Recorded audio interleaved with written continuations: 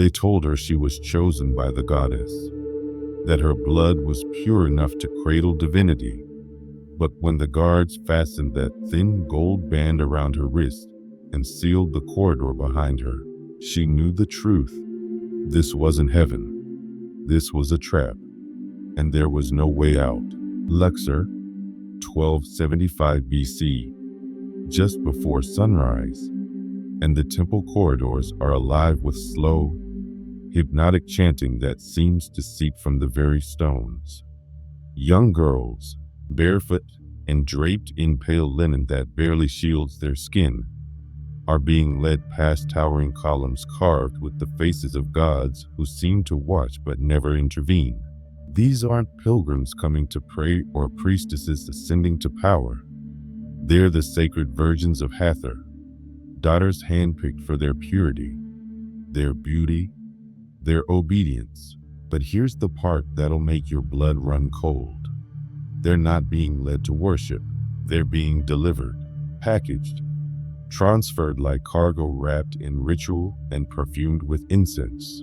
This ceremony, cloaked in holiness and wrapped in divine authority, is built on betrayal.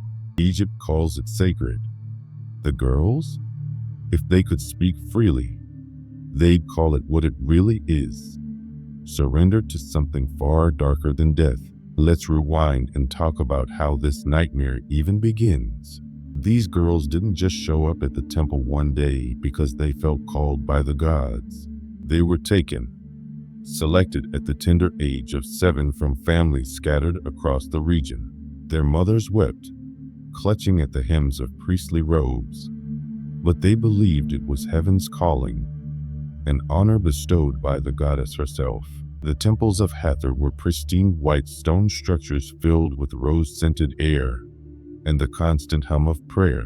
The girls were bathed in milk and honey, anointed with sacred oils that made their skin gleam like polished bronze, wrapped in fine linen softer than anything their families could afford, and given new names, names that stripped them of their lineage, their history, their identity, and crafted them into something designed to please the gods, or so they thought. For years, they lived in this delicate illusion, singing mourning hymns with high, trembling voices that echoed through marble halls, learning to move with grace, rehearsing words they didn't fully understand. They were taught the rules, and these rules were iron. Don't look men in the eyes. Don't speak unless spoken to. Don't question. Only serve. The priest smiled kindly and corrected them with soft words. The high priestess whispered promises of eternal reward and spiritual perfection. But behind the incense and ritual and endless prayers, there was something darker brewing, something no one dared speak aloud. As the girls grew older and their bodies began to change, whispers began to circulate through the sleeping chambers. Older girls spoke in hushed tones of a hidden corridor, one that was strictly forbidden to enter. Sisters vanished after reaching their 13th year, and no one ever spoke of them again. The goddess, they were told with tight smiles and averted eyes, no longer protected them at that age. She passed them on. Passed them on to what? Exactly? No one would say. Every full moon, the girls were lined up and inspected for blemishes by priests whose hands lingered too long. Their skin, their posture, even their breath had to be flawless. A single scar, a crooked tooth, a cough that lasted too long, any of these meant banishment, or worse. The priests claimed they were being preserved for the gods, kept pure for some divine purpose. But the servants in the temple kitchens, the ones who scrubbed floors and emptied chamber pots, they knew better. They spoke only in riddles when the girls came near. Gold attracts more than just light. Or, even the gods must pay tribute. The youngest girls didn't understand. The oldest hid their fear behind holy smiles and perfectly rehearsed prayers. Then came the morning that changed everything. One girl, we'll call her Nanette because her real name was taken from her, woke before the morning bell rang. The temple was too silent. No birds singing in the courtyard, no incense fires being lit, no morning chants drifting through the halls. When the overseer of purity entered her chamber, tall and imposing in gold-threaded linen with a shaved scalp that gleamed in the lamplight, she simply said 5 words that would seal Nanette's fate. "Rise, you have been chosen." "Chosen for what?" Nanette asked, her voice barely a whisper, but no answer came. Instead, she was led to the inner sanctum, a room she'd never been allowed to enter, draped in crimson curtains and guarded by a silence so thick it felt like drowning. 2 older priestesses undressed her without speaking, washed her skin until it gleamed, brushed her hair until it shone like polished bronze. Her lips were smeared with crushed pomegranate that looked disturbingly like blood. They dressed her body in translucent linen threaded with gold, so sheer she might as well have been naked. A crimson sash was tied around her waist, pulled tight like a wound. They told her temple name was gone, erased like it never existed. From this moment forward, she would be called Merit, which means beloved. When she looked in the copper mirror, she barely recognized the girl staring back. But here's where it gets absolutely chilling. Merit wasn't led to the altar or the prayer court like she'd been trained to expect. She was taken through the forbidden corridor, the one the older girls had whispered about in the dark. It was lined with lotus columns and unlit torches, going deeper and deeper into the stone belly of the temple, away from sunlight, away from prayer, away from anything that resembled salvation. At the corridor's end stood 2 guards, and these weren't temple men with gentle eyes and soft voices. These were palace guards wearing bronze collars and bearing rods of command.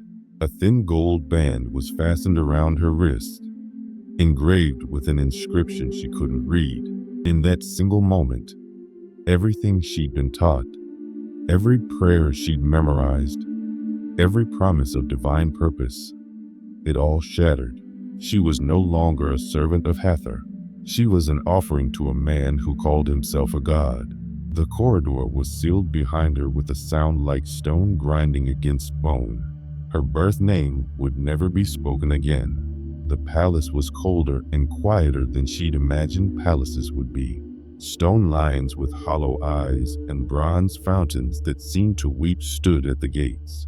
The chamber walls were covered not in prayers or hymns, but in displays of raw power. Golden reliefs of the Pharaoh crushing enemies beneath his chariot wheels, receiving tribute from conquered lands, seated among the gods as if he belonged there. When the high vizier entered, wearing no crown but commanding every bow, his skin gleaming with sacred oil, and his eyes never blinking, never showing even a flicker of humanity, he simply said 2 words that would haunt her forever. Begin the harvest. And that's exactly what it was. A harvest of girls, a reaping of innocence. 10, maybe 12 girls emerged from side corridors, all dressed alike in those translucent linens, all bearing new names that meant nothing and everything. None of them spoke. None of them cried. They'd learned by now that tears only made it worse. They formed a line, silent and trembling. A priest read their new names aloud in a voice that echoed off stone walls. A scribe recorded them on a scroll with swift, practiced strokes. A eunuch examined their hands, their teeth, their posture like they were livestock being inspected at market. And then came the branding, not with fire like you might expect, but with ink. A tattoo applied just below the left shoulder with a needle that bit deep, visible only under certain oils in certain light. They called it a protection seal, a mark of divine favor. But everyone in that room knew what it really was. A mark of ownership, of property, of something that no longer belonged to itself. When it was Merit's turn, the chamber felt like it dropped 10 degrees. She stepped forward with trembling knees and lowered eyes. Everything she'd been trained to do, her name was pronounced, written on that scroll, and her silence was inspected like it was the most valuable thing about her. The ink needle bit into her skin as the priest chanted words that sounded holy but felt hollow. The scent of lotus and iron filled the air, sweet and metallic, life and death mixed together. A silk veil was placed over her head, not as a blessing like she'd been promised her entire childhood, but as a curtain, hiding her face, erasing her identity one layer at a time. She belonged to the court now, not to the temple, not to the gods, to men who wore crowns and claimed divinity, but bled just like everyone else. The vizier made his announcement with cold efficiency. Some girls would serve in the harem, some would attend the royal court, and a few, just a select few, might enter the house of night, a place whispered about in terror because no one who entered ever returned. One girl fainted when she heard this and was dragged away by her ankles, her head bouncing against the mosaic floor. Another wept openly and was struck across the face by a guard, not out of anger or cruelty, but protocol. Tears were not permitted here. Merit felt nothing, and somehow, that was the most terrifying part. She'd been trained so well that even her own emotions had been harvested. After the ceremony, the girls were separated immediately. They were no longer sisters or equals or even human to each other. Each was assigned a new chamber, a new mistress, a new role in this machine of control. Merit was told she'd be summoned after sunset, which meant she had hours to sit alone with the ink still burning beneath her skin and think about what came next. When she looked in the mirror one final time, she saw herself veiled, inked, nameless, transformed into exactly what they designed her to be. The goddess she once served was silent, either absent or complicit. The gods she now served watched from their gold thrones with painted eyes. And somewhere deep in the palace, behind thick walls and perfumed drapes and layers of ceremony, the Pharaoh waited. If stories like this haunt you, disturb you, or make you question everything history calls sacred, hit that subscribe button.